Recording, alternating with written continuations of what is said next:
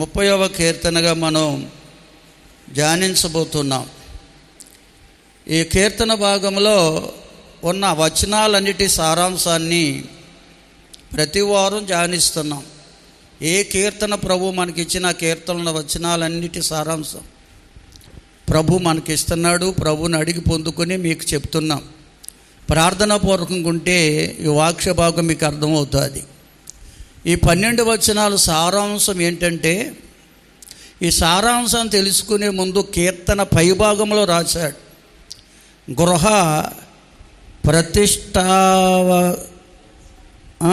ప్రతిష్టాపన గానము అని రాశాడు. అంటే అర్థం ఏంటంటే, గృహం అంటే కుటుంబం. దేవుని కుటుంబం దేవుణ్ణి ఏ విధంగా సేవించాలి అనేది ఏ కీర్తనలో రాసిపెట్టాడు దావీదు భక్తుని ద్వారా. పరిశుద్ధాత్మ దేవుడు దేవుని బిడ్డలు దేవుణ్ణి ఏ విధంగా సేవించాలి, దేవుడు ఏది కోరుకుంటున్నా మనల్ని ఏ విధంగా సేవించాలని కోరుకుంటున్నాడు. లోకంలో అనేక రీతిలుగా దేవుణ్ణి సేవించేవారు ఉన్నారు, ఆయా నామములో సేవించేవారు ఉన్నారు. అయితే ఈ కీర్తనలో దేవుడు చేసిన కార్యాలు, మానవాళి పట్ల దేవుడు జరిగించిన కార్యాలు, జరిగించబోతున్న కార్యాలు కూడా రాయబడ్డాయి. కనుక అంత గొప్ప దేవుణ్ణి మనం ఏ విధంగా సేవించాలి అనేది ఈ కీర్తన యొక్క ముఖ్యోద్దేశం. ఏ విధంగా సేవిస్తే దేవుని ఆశీర్వాదం మనం చూడగలం, ఏ విధంగా సేవిస్తే దేవుడు మన ఆరాధన అంగీకరిస్తారు అనే విషయాలు ఈ కీర్తన భాగంలో చాలా క్లుప్తంగా రాయబడ్డాయి. దేవునికి స్తోత్రం. హల్లెలూయా, హల్లెలూయా. చూడండి ప్రియులారా, కొత్త నిబంధన గ్రంథంలోనే మత్తయి రాసిన సువార్తలో యేసు ప్రభువారు చెప్పిన మాట ఒకటి ఉంది. అది జ్ఞాపకం చేసుకుని ముందుకెళ్దాం. మత్తయి రాసిన సువార్త, బైబిల్ తెరవండి దయతో, 5వ అధ్యాయం. ఇది యేసు ప్రభువారు కొండ మీద ప్రసంగంలో చెప్పిన మాటల్లో ఒక మాట అండి. ఇది 48వ వచనం చదవండి దయతో. మీ పరలోకపు తండ్రి పరిపూర్ణుడు గనుక మీరును పరిపూర్ణులుగా ఉండెదరు. దేవుని స్తోత్రం చెల్లించండి. అసలు దేవుడు ఏమై ఉన్నాడో రాయబడింది లేఖన భాగంలో. ప్రభు అయిన యేసుక్రీస్తు వారు పరమ తండ్రి ఏమై ఉన్నారో తెలియజేస్తున్నాడు.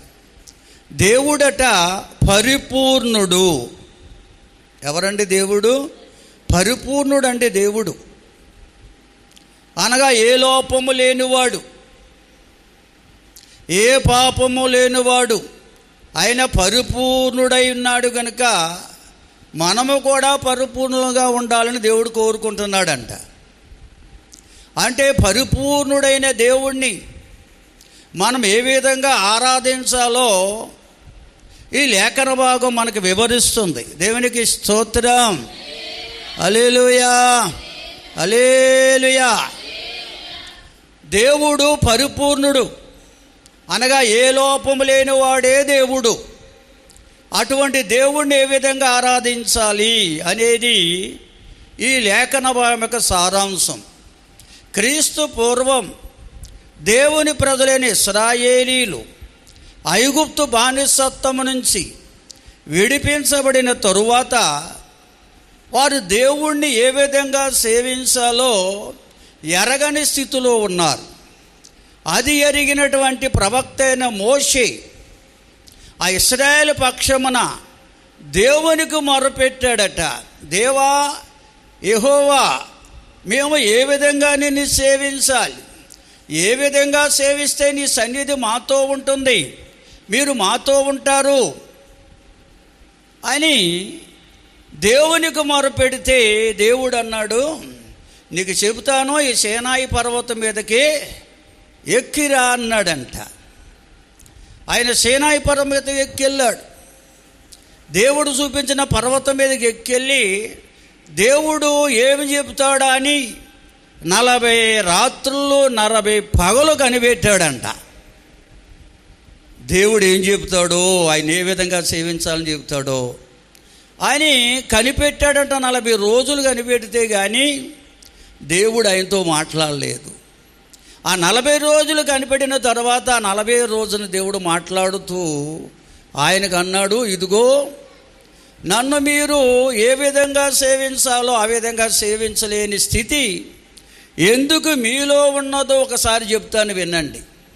ఆ లోపాన్ని మీరు సరిచేసుకుంటేనే కానీ, ఆ లోపము సరిచేయబడితేనే కానీ నన్ను ఏ విధంగా సేవించాలో ఆ విధంగా మీరు సేవించలేరు అని దేవుడు ఆనాడు దేవుని ప్రజలు ఇశ్రాయేలీల్లో ఉన్న లోపాన్ని, అనగా లోక నివాసులందరిలో ఉన్న లోపాన్ని దేవుడు 10 ఆజ్ఞల రూపంలో మోషేకు రాతి పలకల మీద రాసి ఇచ్చాడు ఆయన స్వహస్తాలతో. దేవుని స్తోత్రం. ఒక పలకలో 4 ఆజ్ఞలు రాసాడు, రెండో పలకలో 6 ఆజ్ఞలు రాసి ఇచ్చాడు. ఎందుకు 2 రాతి పలకల్లో రాయవలసి వచ్చిందంటే, మొదటి రాతి పలకలో రాసిన 4 ఆజ్ఞలు దేవుడు ఏమై ఉన్నాడో, ఆయనను ఏ విధంగా సేవించాలో, ఎందుకు సేవించలేకపోతున్నారో రాశాడు 4 ఆజ్ఞలు. కారణాలు తెలియజేశాడు అక్కడ 4 విషయాలు. రెండో రాతి పలకలో రాసిన 6 ఆజ్ఞలు ఏమిటంటే, మనిషిని ఎందుకు ప్రేమించలేకపోతున్నాడు, తన్ను వలె తన పొరుగువారిని ఎందుకు ప్రేమించలేకపోతున్నాడు, ఎందుకు మానవుడు పొరుగువాని దాన్ని ఆశిస్తున్నాడు, పొరుగువాడిని ఎందుకు హత్య చేస్తున్నాడు, పొరుగువారి మీద ఎందుకు అగాత్యం చేస్తున్నాడు, పొరుగువాడిని ఎందుకు మోసం చేస్తున్నాడు, పొరుగువాడిని దాన్ని ఎందుకు దొంగిలిస్తున్నాడు, పొరుగువాడిని ఎందుకు గౌరవించలేకపోతున్నాడో కారణాలు రాసి పెట్టాడు ఆ రాజ్యంలో. ఈ 2 రాతి పలకలో మోషేకు దేవుడు ఇచ్చాడు. దేవుని స్తోత్రం. నిర్గమాకాండం 20వ అధ్యాయం 1 నుంచి 7 వచనాల్లో మొదటి పలకలో రాతి పలకలో రాసి ఇచ్చిన ఆజ్ఞలు ఉన్నాయి. ఎందుకు దేవుణ్ణి దేవుడిగా మానవుడు ఆరాధించలేకపోతున్నాడు, పరిపూర్ణుడైన దేవుణ్ణి ఎందుకు మానవుడు పరిపూర్ణ హృదయంతో సేవించలేకపోతున్నాడో కారణాలు రాసి పెట్టాడు అక్కడ. చదవండి త్వరగా, ఒక్కరు చదవండి అమ్మా. దేవుడు ఈ ఆజ్ఞలను వివరించి చెప్పాను, మీ దేవుడినైనా యెహోవాను నేనే దాసుల గృహమైన ఐగుప్తు దేశములో నుండి మిమ్మును వెలుపలకు రప్పించితిని. నేను తప్ప వేరొక దేవుడు మీకు ఉండకూడదు. పైన ఆకాశమందే గాని కింద భూమి అందే గాని భూమి కింద నీళ్ళ యందే గాని ఉండు దేని రూపమునైనను విగ్రహమునైనను మీరు వాటిని చేసుకొనకూడదు, వాటికి సాగిలపడకూడదు, వాటిని పూజించకూడదు. ఏలయనగా నీ దేవుడైన యెహోవానగు నేను రోషము గల దేవుడను. నన్ను ద్వేషించే వారి విషయంలో 3-4 తరముల వరకు తండ్రుల దోషమును కుమారుల మీదగా రప్పించుచు నన్ను ప్రేమించి నా ఆజ్ఞలు గైకొను వారిని 1000 తరముల వరకు కరుణించువాడనై ఉన్నాను. మీ దేవుడైన యెహోవా నామమును వ్యర్థముగా ఉచ్చరించకూడదు. యెహోవా తన నామమును వ్యర్థముగా ఉచ్చరించువానిని నిర్దోషిగా ఎంచడు. విశ్రాంతి దినమును పరిశుద్ధముగా ఆచరించుటకు జ్ఞాపకముంచుకోండి. 6 దినాలు మీరు కష్టపడి మీ పనంతయు చేసుకోవాలి. 7వ దినమున మీ దేవుడైన యెహోవాకు విశ్రాంతి దినం. దానిలో నీవైనను నీ కుమారులైనను నీ కుమార్తెలైనను మీ దాసులైనను మీ దాసి అయినను, నీ బంధువైనను, మీ ఇంట్లో ఉన్న పరదేశీ అయినను ఏ పని చేయకూడదు. చాలండి, అందరూ స్తోత్రం చెల్లించండి. ఇక్కడ 4 ఆజ్ఞల సారాంశం ఏమిటంటే, దేవుడు పరిపూర్ణుడు. లోకములో ఉన్న ఏవి పరిపూర్ణమైనవి కావు. ఆకాశ వస్తు రూపాలైనా పరిపూర్ణమైనవి కాదు.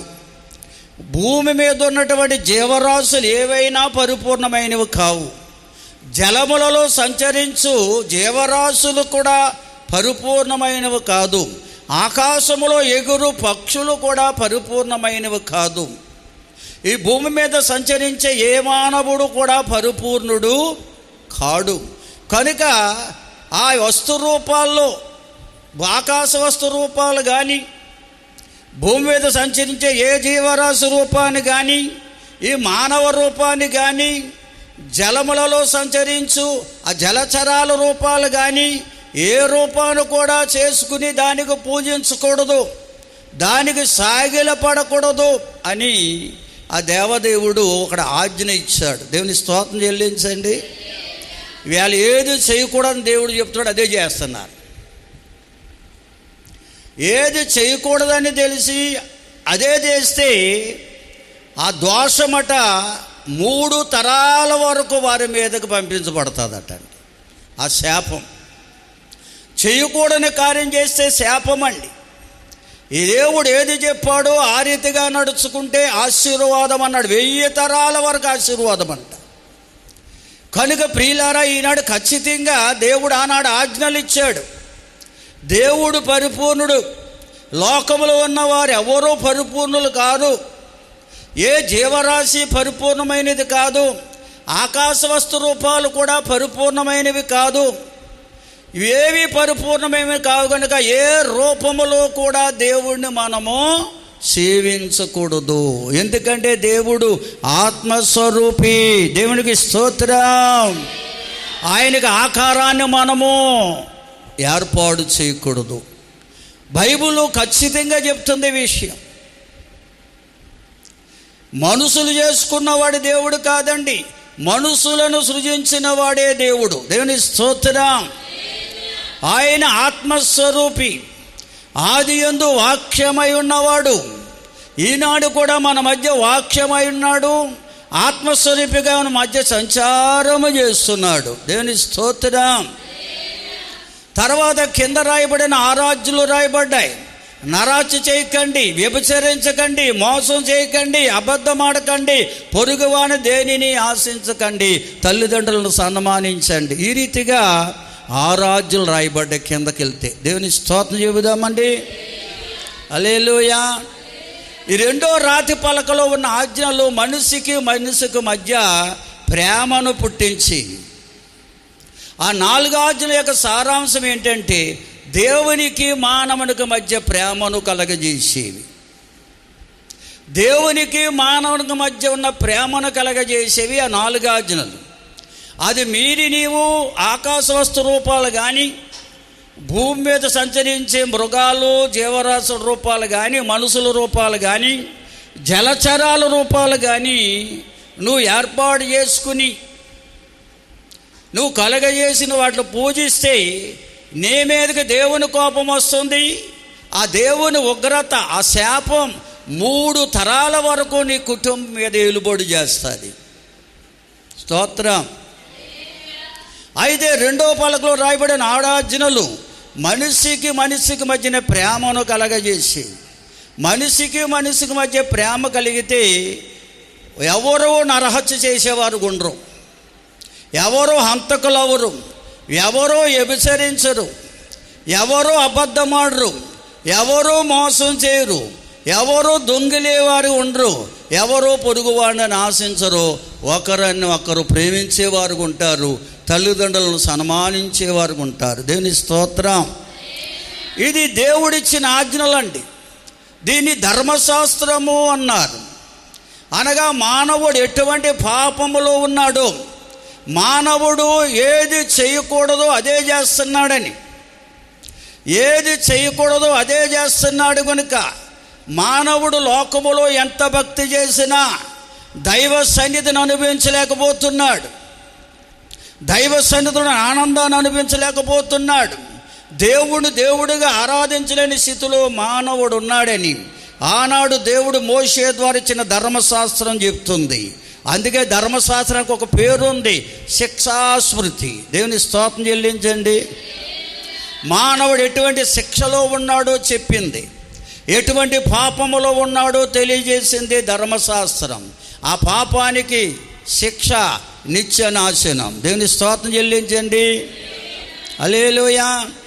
కనుక దేవుడు ఆనాడే చెప్పాడు, మోషే ద్వారా ఆనాటి దేవుని ప్రజలకు ధర్మశాస్త్రాన్ని ఇచ్చాడు. అయ్యా, మీరందరూ కూడా ఇటువంటి పాపములో ఉన్నారు, చేయకూడని కార్యాలు చేస్తున్నారు, జీవించకూడని జీవితం జీవిస్తున్నారు, కనుకనే దైవ సన్నిధిని అనిపించలేకపోతున్నారు, దేవుణ్ణి ఏ విధంగా సేవించాలో ఆ విధంగా సేవించలేని స్థితిలో ఉన్నారు, కనుక దైవానుగ్రహాన్ని పొందలేకపోతున్నారని దేవుడే మోషే ద్వారా ఆనాటి దేవుని ప్రజలకు తెలియజేశాడు. దేవుని స్తోత్రం. హల్లెలూయా. దాని రోమపత్రిక 3:23 పౌలు భక్తుడు తెలియజేశాడు, ఏ భేదము లేదు, అందరూ పాపము చేసి దేవుడు అనుగ్రహించిన మహిమను పొందలేకపోతున్నారు అని తెలియజేశారు. ఏ భేదము లేదు, ఆ కులమని ఆ మతమని లేకపోతే ధనికులని పేదలని భేదము లేదు, అందరూ కూడా పాపం చేస్తున్నారు, అందరూ కూడా దేవుడిని ఏ విధంగా ఆరాధించాలో ఆ విధంగా ఆరాధించలేని స్థితిలో ఉన్నారు.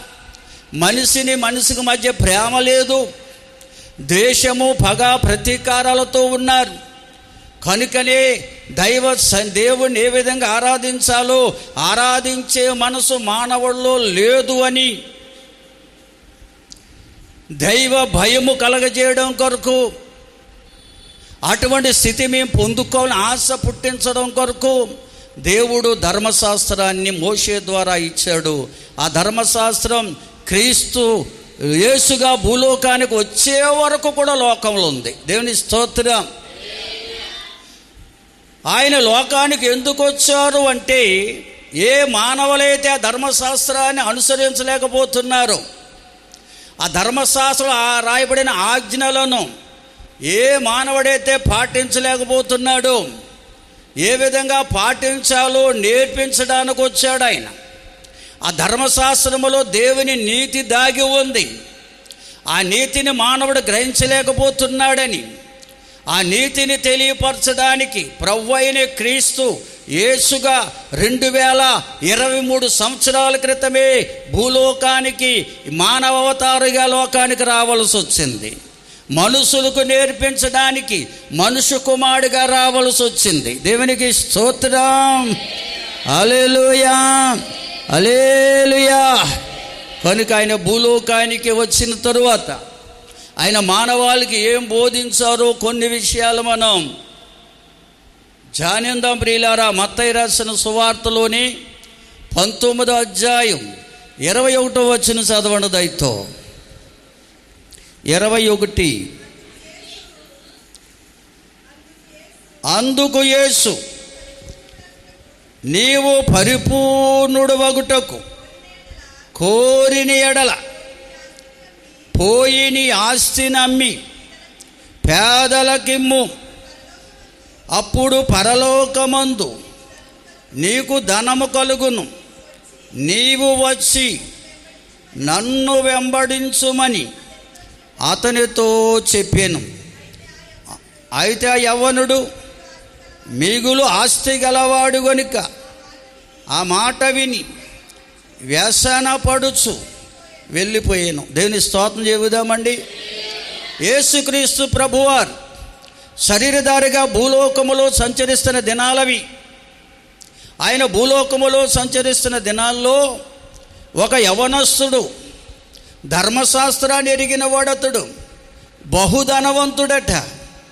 యేసు ప్రభు వద్దకు వచ్చి, బోధకుడా, నేను నిత్య జీవానికి వారసుని కావాలంటే ఏ మంచి కార్యం చేయాలి అని అడిగాడట. యేసు ప్రభు అన్నాడు, మంచివాడు ఒక్కడే, ఆయనే దేవుడు, అయితే నీకు ధర్మశాస్త్రం తెలుసు కదా, నరహత్య చేయకూడదని, వ్యభిచరించకూడదని, అబద్ధమాడకూడదని, మోసం చేయకూడదని, పొరుగువాని దాన్ని ఏదిని ఆశించకూడదని ధర్మశాస్త్రం ఆజ్ఞలు తెలుసు కదా అన్నాడట. దేవుని స్తోత్రం చెల్లించండి. హల్లెలూయా. ఈ ధర్మశాస్త్రం ఆజ్ఞలు నీకు తెలుసు కదా అంటే, నాకు తెలుసు, బాల్యము నుండే నేను అనుసరిస్తున్నాను అని చెప్పాడట యవనస్తుడు. అయినా నాకేం కొదువు అంటున్నాడు యేసయ్యను. అప్పుడు యేసు ప్రభువు అన్నాడు, నువ్వు పరిపూర్ణుడు అవ్వాలనే ఆశ నీకుంటే నీ కలిగిన ధనాన్ని ఆస్తిపాస్తులు అమ్మి పేదలకు పంచిపెట్టు అని. ఎందుకన్నాడంటే, నువ్వు కలిగి ఉన్న ఆస్తిపాస్తులు ఏవి కూడా నిన్ను పరిపూర్ణుడుగా చేయలేవు. దేని స్తోత్రం. నీ కలిగి ఉన్న విస్తారమైన ధనఘనతలు నేను పరిపూర్ణుడిగా మార్చలేవు, నీ లోపాన్ని సరిచేయలేవు. కనుక నీ లోపాన్ని సరిచేయబడాలంటే నీ కలిగిన వాటిని పేదలకు పంచిపెట్టి వచ్చి నన్ను వెంబడించు అన్నాడు. స్తోత్రం చెబుదామండి. ఎవరిని వెంబడించాలంట? యేసయ్యను వెంబడించాలంటండి. వాడు మిగులు ఆస్తిపరుడు కనుక ఆ ధనాన్ని విడిచిపెట్టడానికి వచ్చి యేసయ్యను వెంబడించడానికి మనసు లేక వ్యసనపడి ఇంటికి వెళ్ళిపోయాడట. ఎందుకు యేసయ్య నన్ను వెంబడించు అన్నాడు? నీ కలిగి ఉన్న ధనఘనతలేవి నిన్ను పరిపూర్ణుడు చేయలేవు, నీ లోపాన్ని సరిచేయలేవు, నీ పాపాన్ని తీసివేయలేవు. ఒక యేసయ్య ఒక్కడే మన పాపాన్ని తీసివేయగల సమర్థుడు. ఆయనే మన లోపాన్ని తీసివేయగల సమర్థుడు. ఎందుకంటే ఆయన మత్సైనను, డాగైనను, ముడతైనను మరే కలంకము లేని మహాపరిశుద్ధుడు. ఆయన పవిత్రుడు, నిర్దోషి, నిష్కల్మషుడు, పాపలోకములో ప్రత్యేకించబడిన వాడు. దేవుని స్తోత్రం. కనుక ఆయనను వెంబడించే అనుభవం కావాలి. ఆయనను వెంబడిస్తే ఆయన వలె వారు మారిపోతారు. అనగా ఆయన ఏ లోపము లేనివాడు కనుక ఆయనను వెంబడించే వారిని ఏ లోపము లేనివారుగా చేస్తాడు. ఆయన పరిపూర్ణుడు కనుక ఆయనను వెంబడించే వారందరినీ పరిపూర్ణులుగా మార్చగలవాడు. దేవునికి స్తోత్రం. హల్లెలూయా, హల్లెలూయా. కనుక పరిపూర్ణుడైన యేసయ్య ఎవరంటే పరిపూర్ణుడు, ఏ లోపము లేనివాడు, ఏ పాపము లేనివాడు. అటువంటి యేసయ్యను మనం వెంబడించే వారం ఉండాలి. లోకములు మనం కలిగి ఉన్న ధనఘనతలేవి కూడా మన పరిపూర్ణులుగా చేయలేవు. కనుక మన పరిపూర్ణులుగా చేసేవాడు యేసయ్య ఒక్కడే కనుక యేసును వెంబడించే వారంగా ఉండాలని, అప్పుడే మనం పరిపూర్ణులుగా మార్చబడతామని. అప్పుడే పరిపూర్ణులుగా ఎవరైతే మార్చబడతారో వారే నిత్య జీవానికి వారసులు అవుతారు. దేవునికి స్తోత్రం చెబుదామండి. హల్లెలూయా. దేవుడు ఆదిలో మానవుని పరిపూర్ణుడిగానే చేశాడండి. ప్రసంగిలో జ్ఞానైన సొలొమోను అంటాడు, దేవుడు ఆదిలో మానవుని యథార్థవంతుడిగానే చేశాడంటాడు. వాడు వివిధమైన తంత్రాలు కల్పించుకున్నారంటాడు. కనుక ఆదిలో ఆది మానవుడైన ఆదామవలను దేవుడు యథార్థవంతులుగానే పరిపూర్ణులుగానే చేశాడండి. ఎప్పుడైతే తినకూడని వృక్షఫలం తిన్నారో ఆ వృక్షఫలములో ఉన్న చెడుగు వారిలో ప్రవేశించి వారిని లోపము గలవారుగా మార్చేసింది, పాపిగా చేసింది. దేవునికి స్తోత్రం. అటువంటి పాపైన మానవుణ్ణి, చెడుగుతో నింపబడిన మానవుణ్ణి యేసయ్య ఒక్కడే మార్చగలవాడు. ఎటువంటి లోపము నీలో ఉన్నా, ఎటువంటి పాపము నీలో ఉన్నా, ఎటువంటి పాపపు అలవాట్లు ఆలోచనలు నీలో ఉన్నా, యేసయ్యని వెంబడించే మనసు నీకుంటే నీలో ఉన్న ప్రతి లోపాన్ని ఆయన ఒక్కడి సరి చేయగల దేవుడు. దేవునికి స్తోత్రం. చాలామంది తమ జీవితాన్ని సరి చేసుకోవడానికి ఇష్టం లేక యేసయ్య సన్నిధికి రావట్లా. చాలామంది యేసుప్రభు నమ్ముకుంటున్నారు కానీ యేసుప్రభుని వెంబడించే మనసు లేదు. యేసుప్రభుని వెంబడించే మనసు కలిగిన వారు యేసయ్యకు తమ్ము తాము అప్పగించుకుంటారండి. నువ్వు అప్పగించుకోగలిగితే యేసయ్య నిన్ను తనతో కలిసి నడిపిస్తాడు. నీకు ముందుగా ఉండి ఆయనని వెంబడించే బిడ్డగా నిన్ను చేస్తాడు. దేవునికి స్తోత్రం. హల్లెలూయా, హల్లెలూయా. కనుక అటువంటి అనుభవం కలిగిన వారి పరిపూర్ణులుగా మార్చబడతాడని లేఖనాలు చదివిస్తున్నాయి. చూడండి, మరొక విషయాన్ని మనం చూస్తే మార్కు రాసిన సువార్త ఒక్కసారి చూద్దామా. 12వ అధ్యాయం, మార్కు రాసిన సువార్త 12వ అధ్యాయం 28 నుంచి చదవండి దయతో. శాస్త్రుల్లో ఒకడు వచ్చి వారు తర్కించుట విని ఆయన వారికి బాగుగా ఉత్తరం ఇస్తున్నాడని గ్రహించి ఆజ్ఞలన్నిటిలో ప్రధానమైనదేదని ఆయనను అడిగాను. అందుకు యేసు, ప్రధానమైనదేదనగా, ఓ ఇశ్రాయేలు వినుము, మన దేవుడైన ప్రభువు అద్వితీయ ప్రభువు. నీవు నీ పూర్ణ హృదయముతోను, నీ పూర్ణాత్మతోను, నీ పూర్ణ వివేకముతోను, నీ పూర్ణ బలముతోను నీ దేవుడైన ప్రభువుని ప్రేమించవలననియు ప్రధానమైన ఆజ్ఞ. రెండవది, నీవు నిన్ను వలె నీ పొరుగువానిని ప్రేమించవలననిది రెండవ ఆజ్ఞ. వీటికంటే ముఖ్యమైన ఆజ్ఞ ఏదియూ లేదని అతనితో చెప్పాను. ఆ శాస్త్రి, బోధకుడా, బాగుగా చెప్పితివి. ఆయన అద్వితీయుడనియు ఆయన తప్ప వేరొక వాడు లేడనియు చెప్పిన మాట సత్యమే. పూర్ణ హృదయముతోనూ, పూర్ణ వివేకముతోనూ, పూర్ణ బలముతోనూ ఆయనను ప్రేమించుటయు, నిన్ను వలె ఒకడు తన్ను వలె తన పొరుగువారిని ప్రేమించుటయు సర్వాంగ హోమముల కంటే, బలుల కంటే అధికమని ఆయనతో చెప్పగా అతడు వివేకముగా ఉత్తరమిచ్చాడని యేసు గ్రహించి, నువ్వు దేవుని రాజ్యమునకు దూరముగా లేవని అతనితో చెప్పు. చాలండి, అందరూ స్తోత్రం చెల్లించండి బిగ్గరగా. యేసుక్రీస్తు ప్రభువారు శరీరధారిగా భూలోకములో సంచరిస్తున్న దినాల్లో జరిగిన సంభవాలు ఇవన్నీ.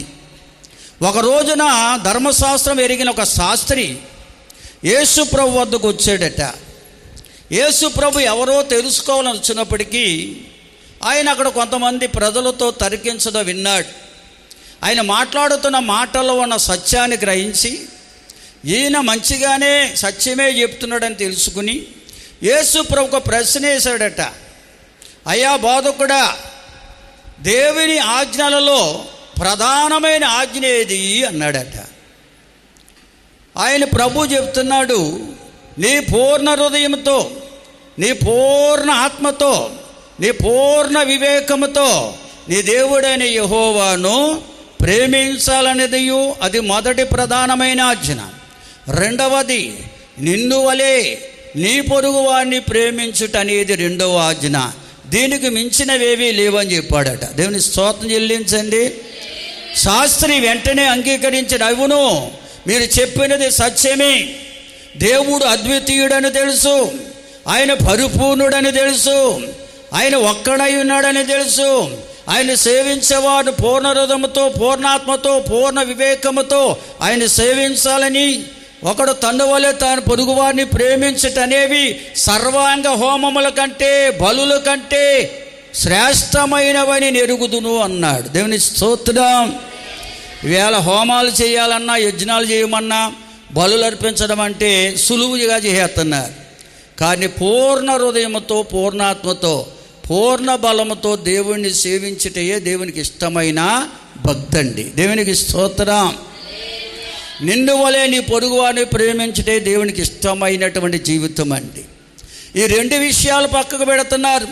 మోషే ద్వారా ఇచ్చినటువంటి 2 పలకల్లో ఉన్న 10 ఆజ్ఞలు, మొదటి పలకలో ఉన్న 4 ఆజ్ఞల సారాంశం ఏంటంటే, దేవుడు పరిపూర్ణుడు గనుక నీవు పూర్ణ హృదయముతో, పూర్ణాత్మతో పూర్ణ వివేకముతో నీ దేవదేవుణ్ణి సేవించాలి. హల్లెలూయా. రెండవది, నిన్ను వలె, రెండవ పలకలో ఉన్న ఆరాధన సారాంశం ఏంటంటే నిన్ను వలె నీ పొరుగు వారిని ప్రేమించాలి. అందుకే యేసు ప్రభువారు కొత్త నిబంధన కాలంలో ఆ పదాజ్ఞ సారాంశాన్ని తెలియజేశాడు. ప్రియులారా, అది ఎరుగువన్న శాస్త్రట దేవుని రాజ్యానికి దూరముగా లేడని చెప్తున్నాడు. ఆయన కూడా దేవుని రాజ్యములో ప్రవేశించగలడంటున్నాడు. అంటే పూర్ణ హృదయముతో, పూర్ణాత్మతో, పూర్ణ బలముతో దేవదేవుని సేవించుట, నిన్ను వలె నీ పొరుగువారిని ప్రేమించుట, ఇదే దేవునికి ఇష్టమైన భక్తి జీవితం. దేవునికి స్తోత్రం. ప్రతి మానవుడు, భూమి మీద ఉన్న ప్రతి మానవుడు కూడా దేవుడు పరిపూర్ణుడని ఎరగాలి. ఏ లోపము లేనివాడే దేవుడని ఎరగాలి. ఏ లోపము లేనివాడే దేవుడుగా నువ్వు అంగీకరించాలి. ఆయనే దేవుడిని నమ్మాలి.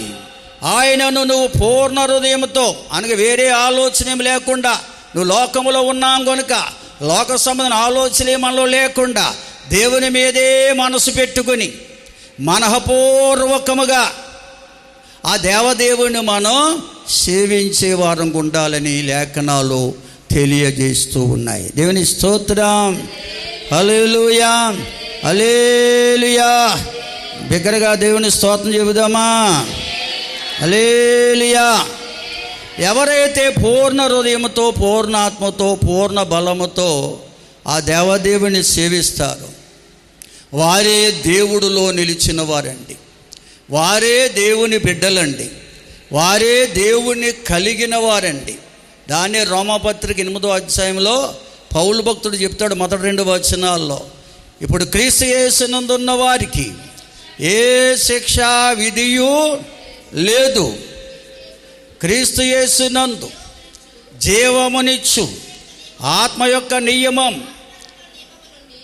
పాప మరణముల నియమముల నుండి మనల్ని విడిపించింది. దేవుని స్తోత్రం చెల్లించండి. ఇంకా కిందకి వెళ్తే అంటాడు, ధర్మశాస్త్రము దేనిని చేయలేకపోయిందో అది ప్రభు అయిన యేసుక్రీస్తు వారి ద్వారా నెరవేర్చబడింది. హల్లెలూయా. ధర్మశాస్త్రం మానవులో ఉన్న లోపాన్ని ఎత్తి చూపించింది. యేసయ్య మానవులో ఉన్న లోపాన్ని తీసివేశాడు, సరిచేశాడు. స్తోత్రం చెబుదామా?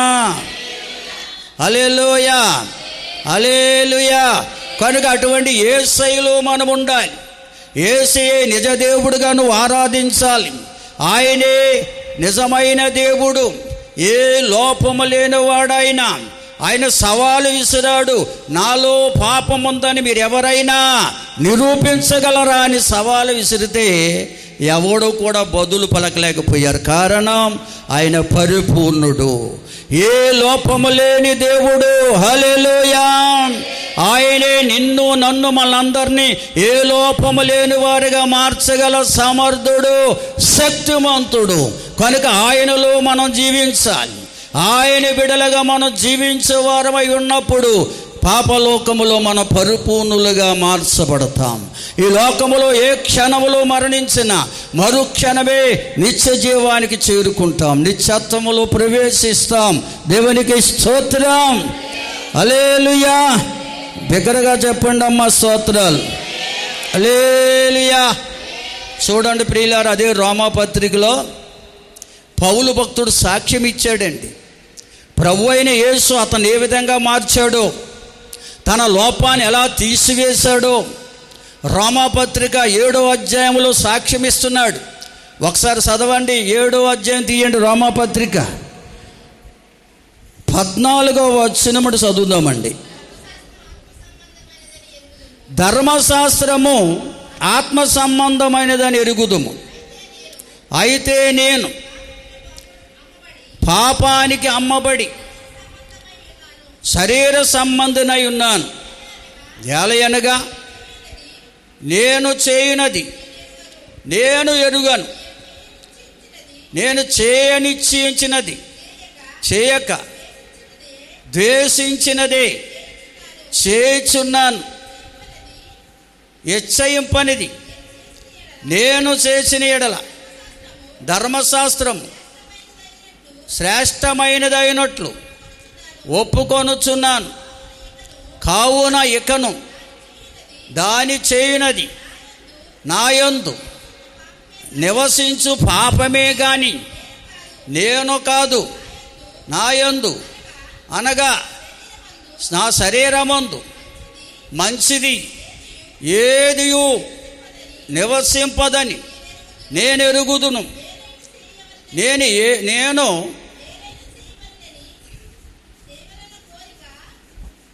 నేను మేలు చేయవలనని కోరిక నాకు కలుగుచున్నది కానీ దాని చేయుట నాకు కలుగటలేదు. దేవుని స్తోత్రం చెల్లించండి. హల్లెలూయా. నేను వివరించేస్తాను, చెప్పండి, వినండి. ఈ పౌలు భక్తుడు సౌలుగా ఉన్న దినాల్లో ధర్మశాస్త్ర పండితుడైన, అనగా ధర్మశాస్త్రం ఎరిగినవాడు, దేవుణ్ణి ఏ విధంగా సేవించాలో ఎరుగుని కానీ అలా సేవించలేకపోతున్నాడట. మనిషి పట్ల మనిషి ఏ విధంగా ప్రేమ కలిగి ఉండాలో తెలుసు కానీ అటువంటి ప్రేమ కలిగి జీవించలేకపోతున్నాడట. కారణం, అతనిలో పాపం ఉందని చెప్తున్నాడు. ధర్మశాస్త్రం అనేది నాలో ఉన్న పాపాన్ని తీసివేయలేకపోయింది. ధర్మశాస్త్రం అనేది నన్ను పరిపూర్ణుడిగా చేయలేకపోయింది. కనుకనే నేను ఇతరులకు మేలు చేయాలనుకునేవాడిని, కానీ మేలు చేయకుండా కీడే చేసేవాడిని. చాలామంది అనుకుంటారు, నేను మంచిగా జీవించాలి, ఇక మీదట అలవాట్లన్నీ విడిచిపెట్టాలి, ఎతడి వారికి నేను మేలు చేసే బిడ్డగా ఉండాలి, ఎవరికి కీడు చేయకూడదు అని చాలామంది కలుగుతుందండి మనసు. పాపం చేయాలని, కీడు చేయాలని ఆలోచన సర్వసాధారణంగా ఉండదు. చాలామంది తీర్మానం చేసుకుంటుంటారు. కొత్త సంవత్సరం వచ్చినాడు కొత్త తీర్మానాలు. మనం చూడండి, సంవత్సరాది వెళ్ళింది, ఆ సంవత్సరాది రోజుని కొత్త తీర్మానాలంట. పేపర్లో టీవీలో విన్నాను నేను. వారి తీర్మానం, ఇక ఈ సంవత్సరాది మొదలుకొని సంవత్సరాంతం వరకు నేను ఏ పాపమో చేయను, మంచిగా జీవిస్తాను, అందరికీ ఉపయోగకరంగా ఉంటాను, అందరికీ మేలు చేసే బిడ్డగా ఉంటాను, తీర్మానాలు చేసుకున్నారు చాలామంది. మీరు ఎవరైనా చేసుకున్నా తెలియదు. నూతన సంవత్సరం జనవరి 1 రోజున తీర్మానాలు చేసుకోవాలి. అసలు దానికి వాగ్దానాలు ఇచ్చేస్తున్నారు చాలామంది. అది తప్పండి. నీకు నీవు తీర్మానం చేసుకోవాలి. స్తోత్రం చెల్లించండి. అసలు ప్రభు నమ్ముకున్న రోజునే తీర్మానం చేసుకోవాలి. ఈ పౌలు భక్తుడికి ఉంది, మేలు చేయాలని కోరుకుంది కానీ కీడే చేస్తున్నాడట. కారణం, అతనిలో పాపం అనేది ఉండిపోయింది. అతనిలో పాపం నుంచి విడుదల పొందలేకపోయాడు. ధర్మశాస్త్రం అతన్ని పాపం నుంచి విడుదల ఇవ్వలేకపోయింది. హల్లెలూయా.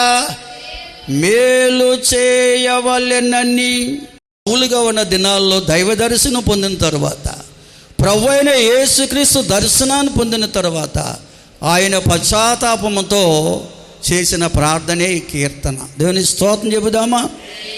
హల్లెలూయా.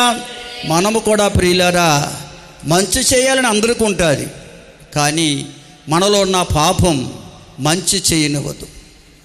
అయ్యా, ఇక మీద నీ స్వార్థం నాలో ఉండకూడదు, స్వలాభం నాలో ఉండకూడదు, అందరిని ఒకలా ప్రేమించాలి, అందరి పట్ల మంచిగా ఉండాలని అప్పుడప్పుడు కలుగుతుంటుంది. ఉండలేరండి. ఎందుకంటే వారిలో ఉన్న స్వార్థం, వారిలో ఉన్నటువంటి ఆ భయంకరమైన పాప నియమం వారికి వారు తీసుకోలేరు, దానిలోంచి తప్పించబడలేరు.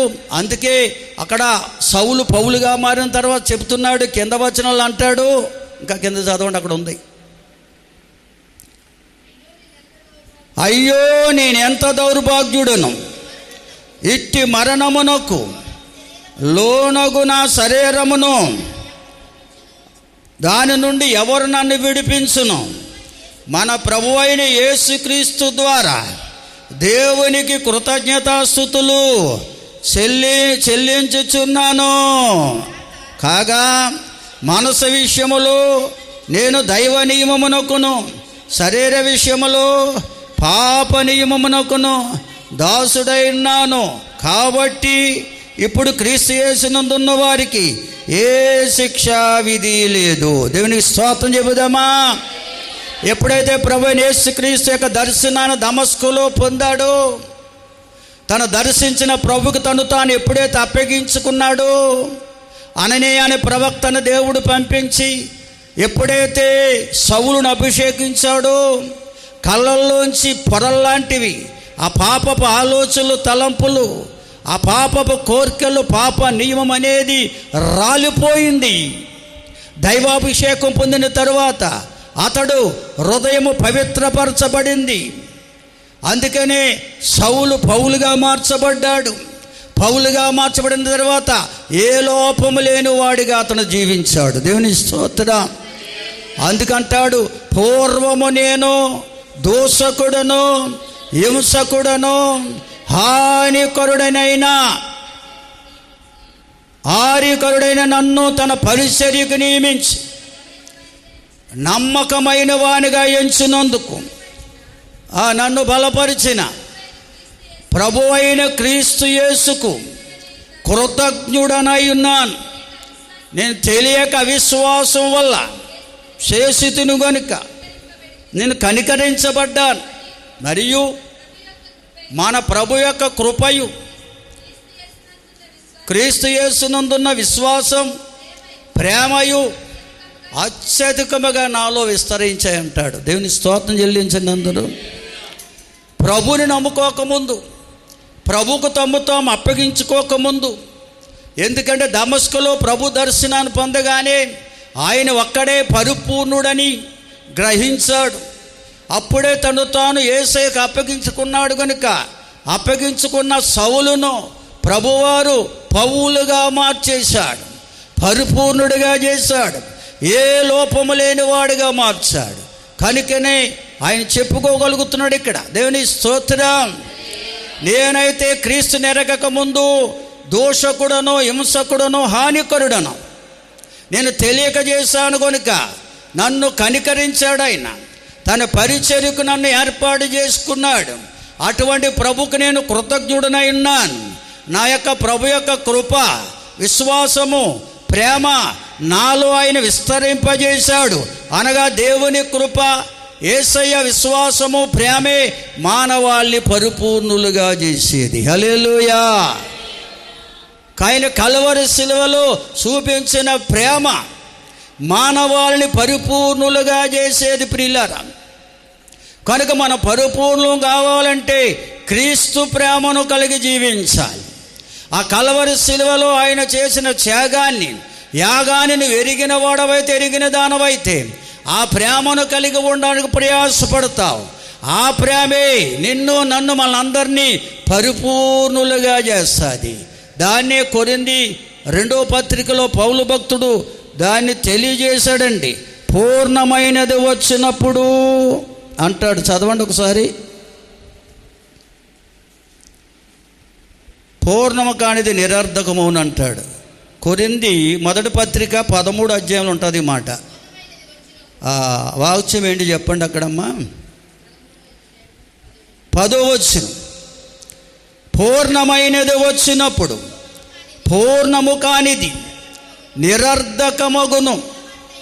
నేను పిల్లవాడిగా ఉన్నప్పుడు పిల్లవాని మాటలు మాట్లాడాను, పిల్లవాని శ్రేష్టలు చేశాను, పిల్లవాని వలె యోచించాను. నేను పెద్దవాడినై పిల్లవాని శ్రేష్టలు మానివేశాను. అప్పుడు అద్దములో చూసినట్లు చూచుచున్నాం.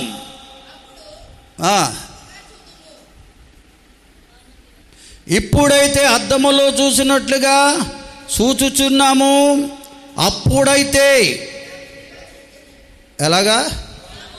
ముఖాముఖిగా చూతుము. ఇప్పుడు కొంత మట్టుగా ఎరిగి ఉన్నాము. అప్పుడు నేను పూర్తిగా ఎరగబడిన ప్రకారము పూర్తిగా ఎరుగుదును. కాగా విశ్వాసము, నిరీక్షణ, ప్రేమ ఈ మూడును నిలుచును. వీటిలో శ్రేష్టమైనది ప్రేమయే. దేవుని స్తోత్రం చెల్లించండి. ఏ ప్రేమ ఇది? లోక ప్రేమ కాదు. లోక ప్రేమలో స్వార్థం ఉంది, లోక ప్రేమలో నాశనం ఉంది. దేవుని ప్రేమలో త్యాగం ఉంది. దేవుని ప్రేమే మన పరిపూర్ణులుగా మారుస్తుంది. హల్లెలూయా. స్తోత్రం చెప్పండి. లోక ప్రేమ కలిగిన వారికి ఎన్నెన్నో లోపాలు కలిగజేస్తుంది లోక ప్రేమ. దేవుని ప్రేమ ఎవరైతే కలిగి ఉంటారో వారిలోని లోపాలన్నీ కడిగివేసి పరిపూర్ణులుగా చేసేది దేవుని ప్రేమ. అందుకే పౌలు భక్తుడు అంటాడు, నేను సమస్త కృపావారాలు కలిగిన వాడను.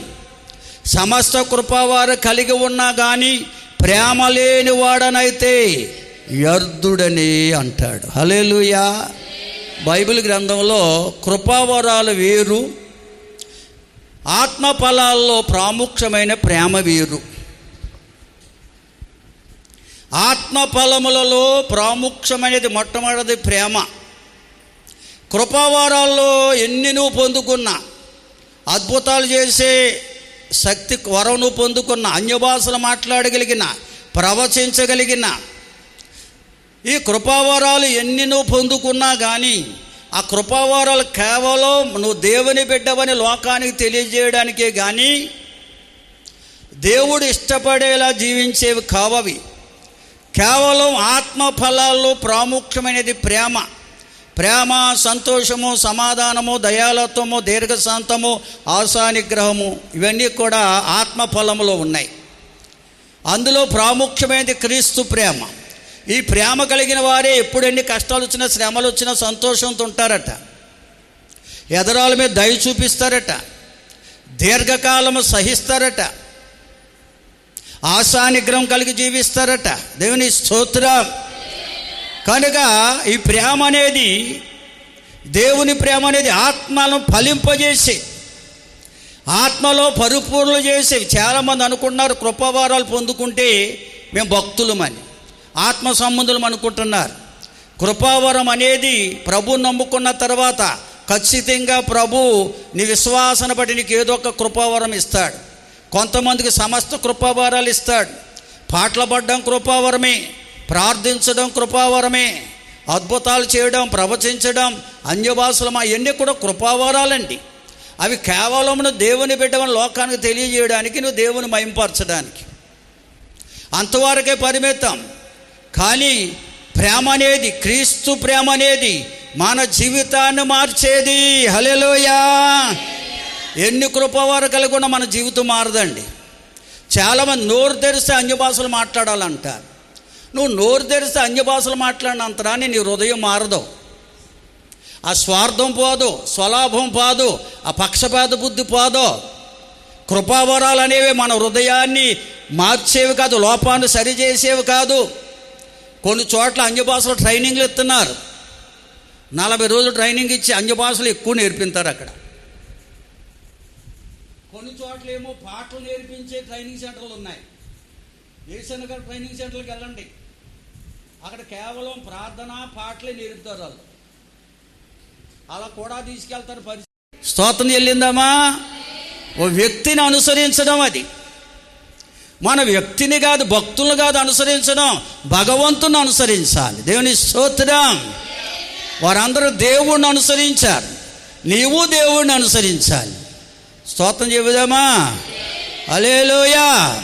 కనుక ఆత్మఫలం అనేది దాంట్లో ప్రాముఖ్యమైనది ప్రేమ. అందుకనే పౌలు భక్తుడు ఎరిగినవాడు కనుక, నేను సమస్త కృపావరాలు కలిగిన వాడనైనా, కొండలను పెకిలించే విశ్వాసము నాలో ఉన్నా, బండల బద్దలు కొట్టే విశ్వాసం ఉన్నా, అద్భుతాలు చేసే గొప్ప కృపావరాలు నాలో ఉన్నా, దెయ్యాలు వెలగొట్టే కృపావరం ఉన్నా, క్రీస్తు ప్రేమ నాలో లేకపోతే నేను వ్యర్థుడను.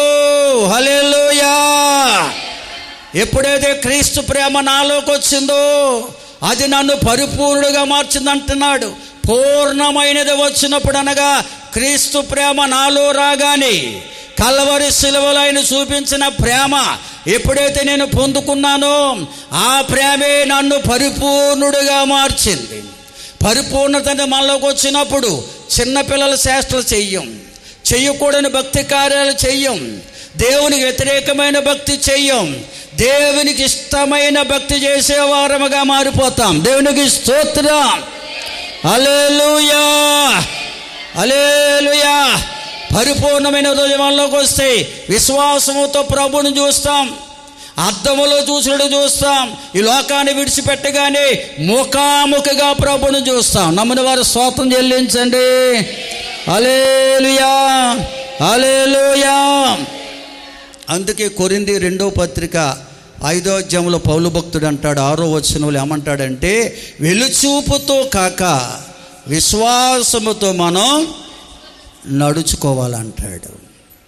చాలామంది భక్తులు వెలుచూపు ఉందండి. వెలుచూపు అంటే అర్థం ఏంటో తెలుసా? ప్రభువు నమ్ముకుంటారు, లోక సంబంధమైన కార్యాలు నమ్ముతారు, ఇటు ప్రభువుని నమ్ముతారు. ప్రార్థన చేయించుకుంటారు, ఎదుర్ల కోసం ఎదురు చూస్తారు. ప్రార్థన చేయించుకుంటారు, ముహూర్తాల కొరకు ఎదురు చూస్తారు. ప్రభుపాల్ గారు కొన్ని జ్ఞాపం చేశారు కదా, గృహప్రతిష్టలు పెట్టుకున్నప్పుడు, శంకుస్థాపన పెట్టుకున్నప్పుడు, ఏదైనా కార్యక్రమాలు, పెళ్లి కూతురుని చేసిన, పెళ్లి కొడుకుని చేసిన ఏమైనా కార్యం కూడా వాడి దగ్గరికి వెళ్ళి ముందు ముహూర్తం పెట్టుకొస్తారు. ఫాస్ట్ గారు ఈ టయానికి వచ్చేయాలంట, మేము ఆ టయానికి వెళ్ళిపోవాలంటే మేము వెళ్ళిపోతే మామూలుగా ఉండదు. మాకు తెలుసు ఆ టయానికి మేము అక్కడ చెయ్యం.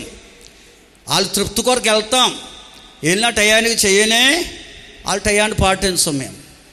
కనుక ప్రియులారా గమనించాలి, ఇది అంతా కూడా వెలుచూపు భక్తి అండి. నువ్వు ప్రభువు నమ్ముకున్న తర్వాత ప్రభు మీద విశ్వాసం ఉంచాలి. నిజంగా ప్రభువునందు పరిపూర్ణమైన విశ్వాసం నీకు ఉండాలి. ప్రభువే నన్ను రక్షించాడని, ప్రభువే లోక పాపలోకములు నన్ను పడిపోకుండా చెడిపోకుండా కాపాడుతాడని, శ్రమల్లో, కష్టాల్లో, శోధనలో, వ్యాధి బాధల్లో ప్రభువే నాకు తోడుగుండి నన్ను కాపాడుతాడని, నన్ను నా కుటుంబాన్ని దీవించేవాడు ప్రభువేనని, ప్రతి విధమైన కొదువ కొరత తన మహిమలో తీర్చే దేవుడై ఉన్నాడని, ఆయన మహిమాన్వితుడని పరిపూర్ణమైన విశ్వాసం మనలో ఉండాలి. అప్పుడు ప్రార్థించుకుంటాం, ప్రభు మీద భారం వేసి వెళ్తాం.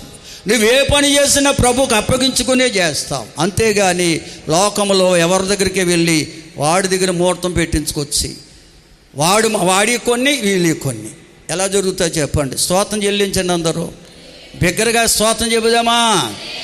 హల్లెలూయా. గత నెలలో పాస్టర్ గారు నన్ను పునాది వేరు ఆయన వీళ్ళకి రావాలండి, మా అల్లుడి గారి ఇల్లు కడతాం అన్నాడు. మా పెదబాబు ఇల్లు అండి. సరే వస్తానని వెళ్ళాను నేను. అక్కడికి వెళ్ళిన తర్వాత వాళ్ళ అల్లుడేమో మాజీ నక్సలైట్. నువ్వు ఆశిస్తే ఉన్నపాటినే ఉన్న చోటనే మోకరించండి, ప్రభు నిన్ను పరిపూర్ణ హృదయంతో నింపే అనుభవాన్ని ఇస్తాడు.